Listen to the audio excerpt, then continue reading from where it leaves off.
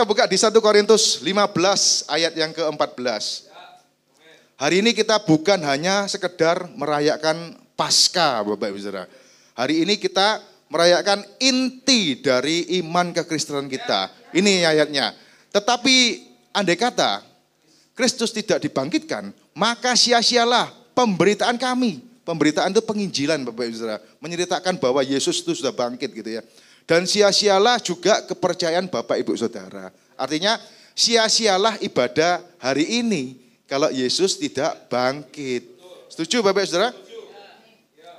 Tanpa adanya kebangkitan Yesus, ya percuma Bapak Ibu Saudara ke gereja setiap hari Minggu, turu wae nang omah ya toh. Kalau saya zaman dulu saya nonton Shinchan aja zaman itu. Nonton Doraemon ya zaman itu saya ya. Nah, hari ini kita akan mengulik Paskah dari sisi yang lain Bapak Saudara. Kita akan belajar mengenai sejarahnya Paskah. Ada yang tahu Paskah itu apa? Nah, nek mahasiswa STH, MTH pasti tahu ya. Jadi tahunya kita Paskah itu kan identik dengan merayakan kebangkitan Yesus dari kuburnya gitu ya. Ada yang identik mengidentikan Paskah itu dengan telur gitu ya. Mbok pikir pasar Keputra nih. Ada yang mengidentikan dengan kelinci gitu ya. Itu sama kayak Natal diidentikan dengan Sinterklas. Nah, itu semua barang jualan semua Bapak Ibu Saudara. Ikut dodolan kabeh, iklan kabeh gitu ya. Tendok, kelinci itu jualannya produk-produk Amerika gitu lah ya. Marketing penjualan itu ya. Telur, kelinci, Paskah, bani segala macam itu ya. Kalau Bapak Ibu Saudara tahu, itu Paskah itu sudah ada semenjak 3.300 tahun yang lalu. Sejauh apa 3.300 tahun yang lalu? Bisa bayangkan 3.000 tahun yang lalu kayak apa ya? Bapak Ibu Saudara tahu kerajaan Mojopahit? Waduh lah kok saya. Kerajaan Mojopahit ya. Kerajaan Mojopahit itu baru 700 tahun yang lalu Bapak Saudara. Bayangkan 3.300 tahun yang lalu. Itu sudah ada Paskah. Jadi kalau berdasarkan sejarahnya, itu Paskah itu ada dua. Paskahnya Perjanjian Lama atau Paskahnya Perjanjian Baru gitu ya Bapak Saudara. Mari kita belajar dari Paskahnya Perjanjian Lama terlebih dahulu. Kita buka di agak banyak ya, jadi agak belajar hari ini ya. Supaya ngerti nek takoki wong ngono lho. Paskah iku oh iku lho menghias telur. Kalau saya dulu kecilnya ya menghias telur ya. Mari dias digas-gasatan ya zaman dhisik. Saya SD-nya wes mari dias dinilai gurunya lemparno kanca-kanca gitu. Enggak. Ya. Kita buka di Keluaran 12 ayat yang 11 sampai ke 15. Keluaran 12 ayat yang ke-11 sampai ke 15. Nah, inilah Paskah yang sebenarnya. Dan beginilah kamu memakannya, pinggangmu terikat, kasut pada kakimu dan tongkat di tanganmu. Jadi Tuhan Allah menyuruh kita makan. Ikus nek zaman saiki wis go rancel ngene. Rancel. Siap-siap pergi gitu ya. Buru-burulah kamu memakannya, itulah Paskah bagi Tuhan. Next. Sebab pada malam ini aku akan menjalani tanah Mesir dan semua anak sulung dari anak manusia sampai anak binatang akan kubunuh. Dan kepada semua Allah di Mesir akan kujatuhkan hukuman. Akulah Tuhan. Next. Dan darah itu menjadi tanda bagimu pada rumah-rumah di mana kamu tinggal. Apabila aku melihat darah itu, maka aku akan lewat daripada kamu. Jadi tidak akan ada tulah kemusnahan di tengah-tengah kamu apabila aku menghukum tanah Mesir. Next. Hari ini aku akan menjadi hari ini akan menjadi hari peringatan bagimu. Kamu harus merayakannya sebagai hari raya bagi Tuhan. Turun temurun. Kamu harus merayakannya sebagai ketetapan untuk selamanya. Next. Kamu makanlah roti yang tidak beragi 7 hari lamanya. Pada hari pertama pun kamu buanglah segala ragi dari rumahmu. Sebab setiap orang yang akan sesuatu yang beragi dari hari pertama sampai hari ke-7, orang itu harus dilenyapkan dari antara Israel. Jadi Paskah menurut Alkitab itu adalah hari di mana orang-orang Israel itu dikeluarkan dari tanah Mesir. Nah di saat itu mereka harus merayakan yang dinamakan Paskah. Nah kalau orang Mesir nangkepnya Paskah itu adalah di waktu kita memakan roti tidak beragi Bapak Ibu Saudara selama 7 hari gitu ya. Ada yang pernah nonton, ada yang sudah nonton film The Last Supper kemarin? Belum? Belum ya? Ya itu lumayan menggambarkan peristiwanya Yesus. Jadi Bapak Ibu Saudara tahu perjamuan terakhir? Yesus mengundang murid-muridnya untuk makan terakhir gitu ya. Kalau Pak Ping An ngundangnya mungkin di restoran Kowloon gitu ya. Karena Yesus waktu itu diburu sama pemerintah Romawi. Jadi delik-delik. Yesus sembunyi-sembunyi waktu mengadakan perjamuan terakhir dengan murid-muridnya. Kenapa Yesus mengadakan perjamuan terakhir? Nah itu pertanyaannya kan gitu. Karena hari itu hari Paskah Bapak Saudara. Hari itu, hari pertama bangsa Israel merayakan Paskah. Kan Tuhan bilang selama 7 hari, ngerayakannya itu 7 hari gitu ya. Selama 7 hari itu kita makan roti tidak beragi. Tuhan Allah memerintahkan hal itu kepada bangsa Israel gitu ya. Jadi kenapa kok disebut roti tidak beragi gitu ya. Saking buru-burunya bangsa Israel, kalau bikin roti yang beragi kan suwe ya. Kalau sekarang namanya baking soda gitu ya. Itu nunggu, kesuwen, wes gak usah dikasih ragi. Makan mentah-mentah aja, nggak usah dikembang roti ini. Atau sana dibawa aja langsung. Itu menandakan Tuhan pengen bangsa Israel segera buru-buru keluar dari tanah perbudakan ini. Tanah yang penuh dosa ini, itu inti daripada pengeluaran bangsa Israel dari tanah Mesir, Bapak Saudara. Nah, di saat itu Yesus pun melakukan hal yang sama dengan murid-muridnya. Waktu itu Yesus membagikan roti gitu ya. Lah masalahnya ini kan, ya itu tadi Yesus merayakannya di waktu Paskah. Jadi roti yang dibagikan adalah roti yang tidak beragi. Dan untuk mengenang peristiwa perjamuan terakhir itu, makanya kita kadang di sini 1 bulan sekali atau setiap minggu kita mengadakan perjamuan kudus. Itu inti dari perjamuan kudus Bapak Saudara. Seandainya Yesus mengadakan perjamuan terakhir tidak di malam Paskah, ya mungkin rotinya jadi roti boy ini, roti boy, ya toh lebih enak lagi gitu ya. Nah, jadi di saat itu bangsa Israel itu kan dilewatkan dari malapetaka pembunuhan anak-anak sulung gitu ya. Makanya itu Paskah kalau dalam bahasa Ibraninya itu bahasanya Pesak gitu ya. Itu kalau bahasa Inggrisnya Passover.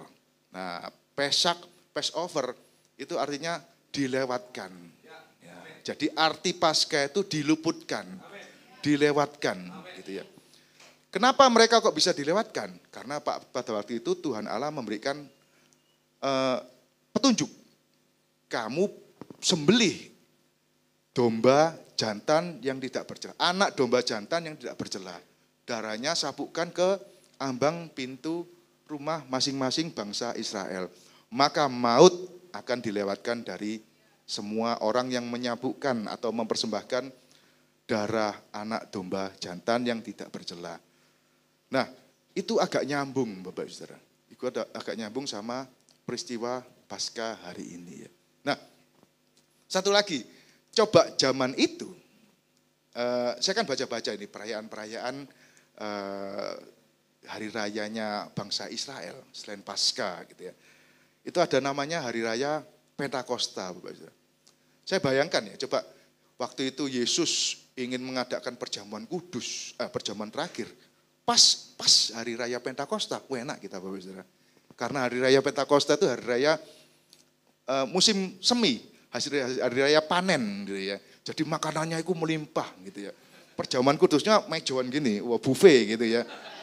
Hoksyong, syoba, apa segala macam komplit di sini ya. Itu perjamuan, saya bayangkan seperti itu Bapak Ibu. Apalagi waktu itu kalau di Israel diwajibkan, kalau hari raya Pentakosta itu diwajibkan makan makanan atau makan roti yang mengandung susu. Aku mikir, wih zaman itu harus makan perjamuan terakhirnya Yesus makan roti yang mengandung susu gitu ya. Berarti perjamuan kudusnya itu bukan roti ini Bapak Saudara. Terang bulan gitu ya. Sus gitu ya. Terus apa meneh sing mangan bolu gitu ya. Itu repot Bapak Saudara. Jadi puji Tuhan waktu itu hari raya roti tidak beragi ya. Jadi lebih sederhana ya. Coba bayangkan terang bulan gitu ya. Di bawah ibu siapa yang biasanya bagikan gitu ya. Shalom, shalom, shalom gitu ya. Itu biasane gitu ya. Biasane ya. Emak-emak gak jeluk siji. Tok 4 bohong. Buat yang di rumah 3. Tapi bukan emak-emak yang di sini Bapak Saudara ya. Emak-emak yang di kutub utara. Gang kuburan gitu ya, pinggir kali gitu ya. Nah, itu bahaya sekali. Makanya habis gitu Pak Pengan berkata, bukankah roti yang terpecah-pecah? Itu silahkan dimakan kan gitu. Itu cemot kabeh. Anak meses sih gini, anak keju gini. Repot gitu ya. Puji Tuhan hari rayanya Paskah gitu ya. Nah, zaman-zaman now anak-anak Gen Z ini kan biasanya pasang-pasang status gitu ya. Foto pendetanya, saya lagi di gereja gitu ya. Selamat Paskah gitu ya. Di Instastory gitu biasanya. Jangan pernah menulis Happy Easter. Jangan pernah menulis Happy Easter. Ya, itu sama nanti sebentar lagi saya belajar mengenai itu Bapak Saudara. Jadi banyak sekali penyelewengan terhadap orang Kristen zaman now ini. Banyak sekali, hati-hati. Misalnya Merry Xmas. Nah, pan sering terlihat Xmas gitu ya. Itu ada satu gerakan di dunia ini yang melawan kekristenan Bapak Saudara. Yang istilahnya di Alkitab itu antikris gitu ya. Xmas itu artinya Yesusnya dicoret.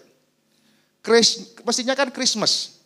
Krisnya tuh disilang gitu loh. Seret, silang mes gitu. Makanya sekarang terberedar Xmas. Itu artinya sebenarnya seperti itu. Begitu juga dengan Happy Easter. Saya baca-baca ternyata Happy Easter itu penyelewengan juga, Bapak Saudara. Yang betul Happy Passover. Atau gampang-gampang selamat Paskah gitu, ya aman gitu. Happy Wesak itu lumayan masih oke lah. Tapi happy bahasa Ibrani-nya saya enggak tahu. Paling aman karena Easter itu kronologinya sama kayak dewa Ishtar dari Babilonia. Jadi bahaya sekali Bapak Saudara. Dewa kesuburan di zaman itu ya. Hati-hati kalau menulis sesuatu. Nah, kebetulan perayaan Paskah di zaman perjamuan terakhirnya Yesus itu dirayakan tanggal 14 sampai 21 hari. 14 sampai tanggal 21 bulan Nisan. Atau kalau yang di kalender kita ini ya antara bulan April ini Bapak Saudara. Jadi 7 hari lamanya mereka merayakan hari ini, hari yang sama selama 7 hari mereka makan roti tidak beragi. Bapak Ibu Saudara sanggup makan roti tidak beragi 7 hari 7 malam? Tidak ya. Sego aja enaknya sego goreng ya. Jadi makna Paskah bagi orang Yahudi itu adalah mereka sudah dilewatkan dari maut. Karena mempersembahkan anak domba jantan yang tidak bercela dan darahnya disabukkan di ambang pintu rumah mereka gitu ya. Dan yang kedua, mereka sudah dikeluarkan dari perbudakan di tanah Mesir. Itu sejarahnya Paskah Bapak Saudara. Nah, mari kita lihat arti Paskah dalam perjanjian baru. Paskah dalam kekristenan yang kita imani sekarang ini Bapak Saudara. Nah, kita buka, jadi saya ingin mengingatkan lagi bukti bahwa Yesus melakukan perjamuan terakhir itu di malam Paskah. Kita buka di Matius 26 ayat yang ke-17. Pada hari pertama, hari raya apa Bapak Saudara? Roti tidak beragi atau hari raya Paskah gitu ya. Datanglah murid-murid Yesus kepadanya dan berkata, di mana engkau kehendaki kami mempersiapkan perjamuan Paskah bagimu? Jadi sekali lagi saya ingin ingatkan, perjamuan terakhir adalah perjamuan untuk merayakan Paskah orang Yahudi. Yesus orang Yahudi ya Bapak Saudara ya. Kalau orang Chinese dia merayakan Imlek gitu ya. Nah, jadi tradisi perjamuan kudus itu maknanya apa sih Bapak Saudara? Tradisi perjamuan kudus. yang sekarang kita imani, yang sekarang kita lakukan sampai hari ini ya. Bahwa kita ingin mengenang waktu itu Yesus, waktu itu Tuhan Allah sudah meluputkan bangsa Israel agar terbebas dari maut, terbebas dari malapetaka, terbebas dari perbudakan bangsa Mesir. Begitu juga dengan Bapak Ibu Saudara. Bapak Ibu Saudara sekarang oleh darah anak domba Paskah, itu Bapak Ibu Saudara sudah terbebas dari segala macam kutuk, segala macam dosa, segala macam maut, dibebaskan jiwa, roh, dan spiritnya dari perbudakan dosa dan kematian kekal, Bapak Ibu Saudara. Itu makna dari perjamuan kudus yang hari ini, gitu ya. Nah, Rasul Paulus itu melihat betul bahwa di dalam kebangkitan Yesus itu ada kuasa yang sangat luar biasa. Kita buka di Filipi 3 ayat yang ke-10 sampai ke-11. Saya bacakan, yang ku kehendaki ialah mengenal Dia dan kuasa kebangkitannya dan persekutuan dalam penderitaannya, di mana aku menjadi serupa dengan Dia di dalam kematiannya. Next. Supaya aku akhirnya beroleh kebangkitan dari antara orang mati. Rasul Paulus melihat Yesus bangkit di hari ketiga setelah kematiannya. Jadi gini ya Bapak Saudara, saya tidak peduli omongan orang lain, ajaran orang lain yang mengatakan Yesus tidak mati di surga, Yesus tidak mati di kayu salib. Gitu ya. Itu saya nggak peduli. Saya tetap mengimani Yesus mati di kayu salib. Dan saya juga mengimani bahwa Yesus pada hari ketiga itu bangkit dari kuburnya. Amin. Nah, di dalam kuasa, di dalam kebangkitan Yesus itu ada kuasanya. Dan Rasul Paulus melihat betul kuasa kebangkitan Yesus Kristus. Apa aja sih kuasa kebangkitan dari Yesus Kristus itu? Yang pertama, dengan kebangkitan Yesus itu kita bisa mengalahkan maut dan dosa, Bapak Saudara. Amin. Kita lihat di Roma 6 ayat 9 sampai 11. Kita baca bareng-bareng ya. Roma 6 bro. Ayat 9. Roma 6 ayat 9. Ya. 3, 2, 1. Karena kita tahu bahwa Kristus sesudah Ia bangkit dari antara orang mati, tidak mati lagi, maut tidak berkuasa atas Dia. Sebab kematiannya adalah kematian satu kali dan untuk selama-lamanya, dan kehidupannya adalah kehidupan bagi Allah. Amin. Demikianlah hendaknya kamu, tetapi kamu hidup bagi Allah dalam Yesus. Amin, Bapak Saudara. Sebelum ada kebangkitan Yesus, jadi gini, sebelumnya saya kan bukan Kristen nih, ya toh. Saya punya konsep, saya punya prinsip, pokoknya uripe genah, enggak ganggu orang lain, kita masuk surga, gitu ya. Konsep di luar kekristenan kan seperti itu. Setelah masuk Kristen, malah kebalik. Saya enggak yakin masuk surga, Bapak Saudara. Saya setelah masuk Kristen, saya enggak yakin masuk surga. Karena apa? Saya cuma sekedar masuk Kristen. Sekedar jadi orang Kristen, Kristen KTP, gitu ya. Tapi semakin berdalam, semakin saya mengerti firman Tuhan, semakin saya hidup dalam pengajaran Kristus, itu 100% saya yakin saya masuk surga, Bapak Saudara. Karena di dalam kekristenan, itu Yesus berjanji, Yesus sudah membuktikan bahwa Yesus sudah bangkit dari kuburnya, Yesus sudah mengalahkan maut, Yesus sudah mengalahkan dosa, Yesus sudah mengalahkan kematian yang kekal, Bapak Saudara. Jadi kebangkitannya itu memberikan suatu pengharapan yang baru buat saya. Yang dulunya saya yakin, walaupun keyakinannya itu palsu gitu ya. Setelah masuk saya nggak yakin, semakin ke sini, semakin yakin saya. Semakin santai hidup saya gitu ya. Semakin saya ada jaminan di masa depan bahwa kelak kalau saya mati, saya akan hidup kekal bersama Bapak di surga gitu ya. Amin. Bagaimana kita bisa menjadi seperti Yesus yang bisa mengalahkan dosa dan maut? Caranya sama kayak Yesus, Bapak Saudara. Disalib. Disalib apanya, Bapak Saudara? Kita salibkan semua dosa-dosa kita. Kita salibkan semua perilaku buruk kita. Kita salibkan semua hal-hal yang tidak berkenan di mata Tuhan gitu ya. Yang menjauhkan kita dari perkenanan Tuhan, yang menjauhkan kita dari hadirat Tuhan. Kita semua salibkan bersama-sama dengan Yesus gitu ya. Agar kita bisa dibangkitkan menjadi orang yang baru, Bapak Saudara.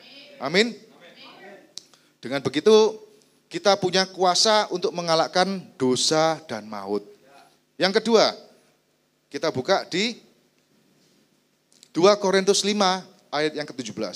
Kuasa yang kedua. Jadi siapa yang ada di dalam Kristus, ia adalah ciptaan baru.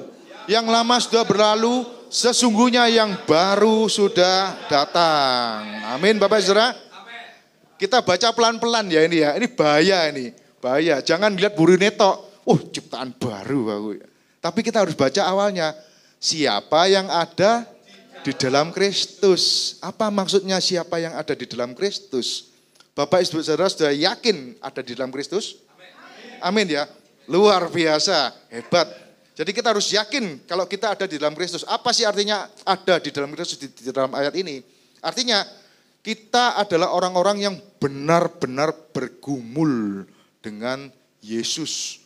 Benar-benar hidup di dalam Yesus. Semua pikiran kita, perkataan kita, perbuatan kita harus sesuai dengan sosok Kristus. Itu yang dimaksud dengan siapa yang ada di dalam Kristus.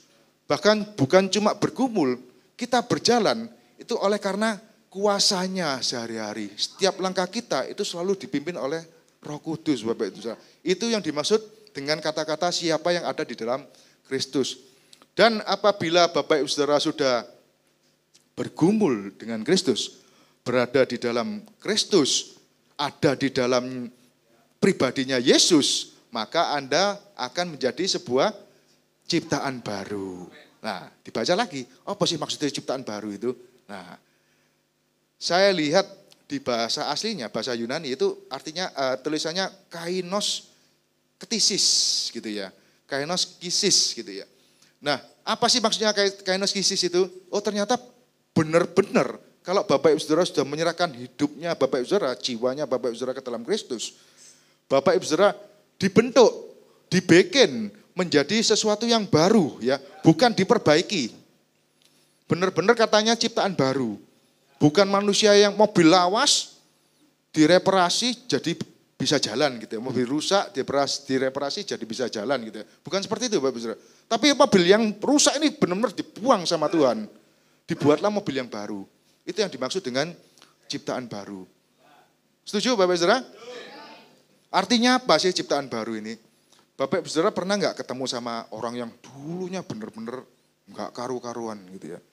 Rusak nggak karu-karuan. Ado-ado saya gitu ya. Saya, teman-teman saya yang lama, itu saya sering kesaksian kok. Itu males kumpul sama saya. Nggak mau kumpul sama saya. Wah ini masa depannya suram ini. Nek saya kumpul hadi, melok suram masa depanku. Itu saya yang dulu gitu ya. Jadi nggak ada yang berani deket-deket sama saya ini. Kumpul, keluar, makan sama saya. Kemarin tuh saya ke Banjarmasin ya. Kemarin saya ke Banjarmasin, itu ngobrol sama orang nggak kenal gitu ya. Pas lagi ngopi di Excelso, sebelah saya orang sendirian juga, kira kita ngobrol gitu ya. Orang ini bukan Kristen ya, tapi ngobrolan kita itu saya arahkan ke sana gitu ya. Jadi orang ini seorang pengusaha besar di Banjarmasin dan dia menyewakan peralatan berat. Saya langsung nyambung, oh berarti Bapak nyewakannya ke pengusaha-pengusaha tambang batu bara di Banjar. Oh ya betul Pak, banyak sekali saya kenal bos-bos batu bara di Banjarmasin gitu ya. Tapi ya gitu Pak, berarti Bapak kumpul sama beliau-beliau ini gitu ya. Kumpul Pak, tapi terakhir-terakhir saya keluar dari circle-nya itu Pak. Loh kenapa Pak? Ya karena saya takut gitu ya. Dia takut kalau kumpul orang itu. Kenapa? Ya karena saya lihat banyak musuhnya. Mereka tuh banyak musuhnya. Jadi kalau duduk itu Kalau saya ngopi, duduk ngopi, lihat WA, santai ngopi lagi. Kalau mereka nggak bisa. Kalau duduk langsung noleh kanan kiri gini. Maka takut dibunuh, aku takut apa gitu ya. Dan di sekitarnya itu banyak orang-orang tidak dikenal, orang-orangnya dia juga gitu. Mungkin pengawalnya atau apa gitu ya. Artinya tidak ada damai sejahtera. Dan orang takut kumpul sama dia tuh. Mungkin saya dulu juga seperti itu ya. Teman-teman saya SMA, teman-teman saya kuliah, itu takut kumpul sama saya karena saking rusaknya seperti itu. Nah, puji Tuhan, setelah saya benar-benar menyerahkan hidup saya untuk kemuliaan nama Tuhan, itu orang-orang yang dulunya takut ngumpul saya itu ngelihat saya di bukan hadi yang seperti dulu, gitu ya. Hadi yang berbeda, hadi yang nyaman, gitu ya. Hadi yang penuh sukacita, damai sejahtera, gitu ya. Enggak khawatir apapun, beda sama hadi yang dulu, gitu ya. Nah, inilah yang dimaksud Tuhan dalam ayat ini dengan ciptaan yang baru, gitu. Benar-benar melihat sesuatu yang lain. Wes koyok sing lama gak ono ganti baru gitu loh. Itu ciptaan baru di dalam hal ini ya. Siapa yang pengen menjadi manusia yang baru, ciptaan yang baru. Diperbarui, di-upgrade setiap harinya sama Tuhan. Amin ya. Kalau sudah menjadi ciptaan baru tetap di-upgrade sama kayak handphone gitu ya. Di-update terus aplikasinya sama Tuhan ya. Gampang-gampangan kalau kita mau lihat arti dari ciptaan baru, itu adalah seperti kupu-kupu Bapak Saudara. Pertama dia berupa ulat yang orang lihat, pedih aku ini kan ya. Gitu ya. Istri saya paling takut. Kupu-kupu, ular, bos keluwing segala macam takut semua dia. Nah, tapi setelah kupu-kupu itu setelah ulat itu menjadi kupu-kupu, itu banyak orang yang pengen megang. Banyak orang yang pengen supaya kupu-kupunya hinggap di tangannya gitu ya. Cepat naik ke ulat. Beda lagi ceritanya. Itu arti dari ciptaan baru dalam ayat ini ya. Next, kuasa apa yang dibayangkan oleh Rasul Paulus dalam kebangkitan Yesus? Yang ketiga adalah di 1 Korintus 5 ayat yang ke-20. 1 Korintus 15 ayat yang ke-20.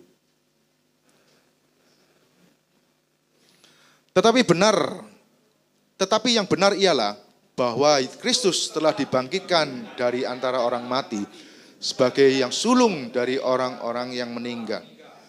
Sebab sama seperti maut datang karena satu orang manusia, demikian juga kebangkitan orang mati datang karena satu manusia. Karena sama seperti semua orang mati dalam persekutuan dengan Adam, demikian pula semua orang akan dihidupkan kembali dalam persekutuan dengan Kristus. Amin ya. Yang terakhir ini paling penting. Kita yang ke-22, Nah, kita semua itu sebenarnya sudah mati Bapak Saudara. Karena persekutuan dengan dosanya Adam. Jadi pertanyaannya kemarin saya mikir gini loh. Sebelum ada Yesus, sebelum Yesus dibangkitkan, ya. Orang yang mati kemana? Kan kita setelah Yesus dibangkitkan dari kematian, gitu ya. Itu kita yakin kalau kita mati masuk surga. Nah pertanyaannya, sebelum Yesus dibangkitkan, itu orang-orang kudus, gak usah orang-orang biasa, orang-orang kudus yang mati kemana pertanyaannya? Kayak Musa, Nuh, itu kemana semua harus kalau mati? Nah saya baca satu artikel yang bisa menjawab semua itu Bapak Saudara. Jadi setelah kita mati, itu ada istilah Hades Bapak Saudara. Setelah kita mati, itu jiwa kita, roh kita. Jadi yang naik ke surga itu cuman roh kita gitu ya. Roh kita naik ke surga, itu kayak semacam di ruang penantian Bapak Saudara. Namanya Hades tadi Bapak Saudara. Jadi semuanya kumpul di sana, tunggu sampai kedatangan Yesus yang kedua kalinya gitu ya. Itu nanti ada kuliahnya sendiri dan ruwet kuliahnya. Ada timelinenya itu, satu persatu dijelaskan. Dan ini saya ngomong sederhananya aja. Nanti kalau kita semua sudah mati, kita akan nunggu di ruang penantian namanya Hades tadi. Nah, Yesus selama ini kan mereka nggak jelas ini anunya, karena semua jiwa manusia ini tercemar oleh dosanya Adam, gitu ya. Yesus terpaksa turun ke dunia, mati demi Bapak Ibu Saudara sekalian, dan dibangkitkan hari ketiga. Itu untuk mengobrak-abrik kegelapan, mengobrak-ngabrik maut, supaya nantinya kita bisa diselamatkan. Kalau nggak ada kebangkitan Yesus, kalau nggak ada kematian Yesus dan kebangkitan Yesus, kita ya tetap di situ terus nggak mari-mari gitu. Penantiannya jadi panjang gitu ya. Karena Yesus sudah berkorban nyawanya untuk kita. Jadi diobrak-abrik semua kerajaan maut, kerajaan kekekalan, kematian diobrak-abrik sama kedatangan Yesus gitu ya. Nah, saya undang teman-teman PAB untuk naik ke atas panggung. Sebelum adanya kebangkitan Yesus, itu kematian kita semua tidak yakin. Setelah mati kita masuk kemana gitu ya. Tetapi dengan karya kebangkitannya, Yesus memberikan kuasa untuk mengubah masa depan kita. Jaminan kekekalan yang pasti ada di dalam masa depan kita apabila kita hidup di dalam Kristus. Amin. Jadi sekali lagi saya ingin sampaikan bahwa kebangkitan Yesus itu menjadi inti daripada iman kekristenan kita, Bapak Ibu. Tanpa adanya kebangkitan Kristus, tidak ada ibadah hari ini. Tidak ada saya berdiri di sini. Apa yang mau saya beritakan kepada Bapak Ibu Saudara? Kalau Yesus tidak bangkit dari kuburnya. Dan saya yakinkan buat emak-emak yang ada di GKI MCC, Anda ini orang luar biasa. Amin. Pertama kali yang tahu menerima berita Yesus bangkit itu emak-emak, Bapak Saudara. Ya, kalau bapak-bapak yang dikasih berita, tutuk Yerusalem lali deh. Apa ya mau ya lali ya. Karena emak-emak ini daya ingatnya kuat ya. Artinya kalau saya salah ngomong, istri saya tuh iling sampai seumur hidup gitu ya.